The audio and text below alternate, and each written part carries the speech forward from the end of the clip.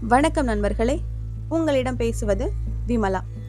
இன்னைக்கு நம்ம கேட்க போற கதை மனம் என்கிற பூதம். ஒரு நாள் ஒரு மனுஷன் யோகி ஒருத்தரை தேடிக்கிட்டு போனான். சாமி, நான் உழைச்சு உழைச்சு ரொம்ப கலப்படைஞ்சிட்டேன். இருந்தாலும் இன்னமும் என்னுடைய வேலைகள்லாம் முடியல, பாக்கி இருக்கு. எல்லா வேலையையும் செஞ்சு முடிக்கிற சக்தி எனக்கு கிடைக்கணும். அதுக்கு நீங்க தான் வழி பண்ணணும்னு வேண்டிக்கிட்டான். அந்த சக்திய உனக்கு நான் கொடுத்துடுவேன்.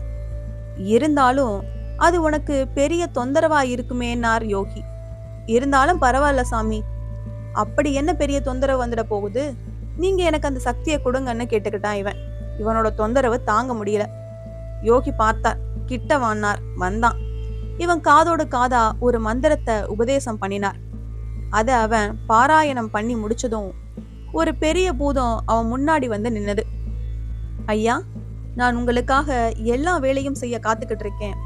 ஆனா ஒரு நிபந்தனை, நீங்க நாள் பூராவும் இடைவிடாம எனக்கு ஏதாவது வேலை கொடுத்துக்கிட்டே இருக்கணும்.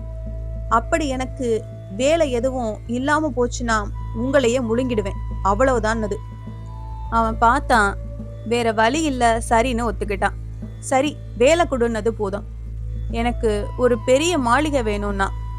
அடுத்த வினாடி அவன் கண் முன்னாடி ஒரு பெரிய மாளிகை உருவாயிட்டது.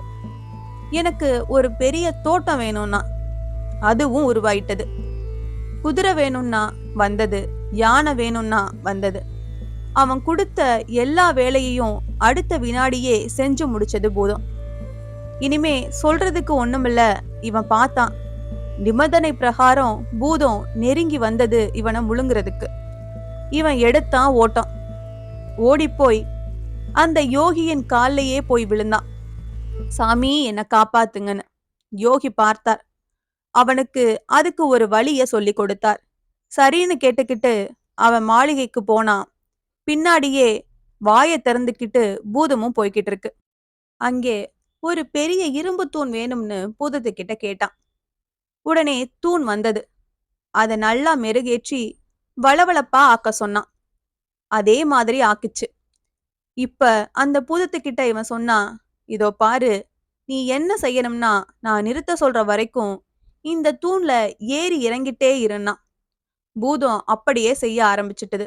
அதுக்கப்புறம் இவன் வேணுங்கிறப்ப மட்டும் அந்த பூதத்தை கூப்பிட்டு வேலை வாங்கிக்குவான். இது ஒரு கதை. எதுக்கு இந்த கதைனா, மனிதனுடைய மனமும் சக்தி வாய்ந்த அவனுடைய சிந்தனையும் இந்த பூதத்துக்கு இணையானது. சரியான வேலை கொடுக்கலைனா அது கெட்ட வழிகள்ல செல்ல அவனை தூண்டி விட்டுரும்.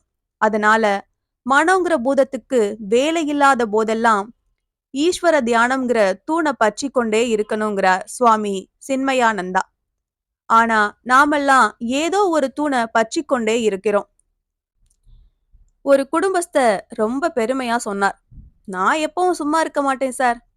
எந்த நேரமும் என் மனைவி முன்னாடி நின்று ஏதாவது பேசிக்கிட்டே தான் இருப்பேனார். நிறுத்தவே மாட்டீங்களான்னு. மாட்டேனார். ஏன்னு கேட்டேன். நான் நிறுத்தினா அவ பேச ஆரம்பிச்சிடுவாளே, அதனாலதான் அப்படின்னார். இந்த கதை உங்களுக்கு பிடிச்சிருந்துன்னா லைக் பண்ணுங்க, ஷேர் பண்ணுங்க, சேனலை மறக்காம சப்ஸ்கிரைப் பண்ணுங்க. அடுத்த கதையில சந்திக்கலாம்.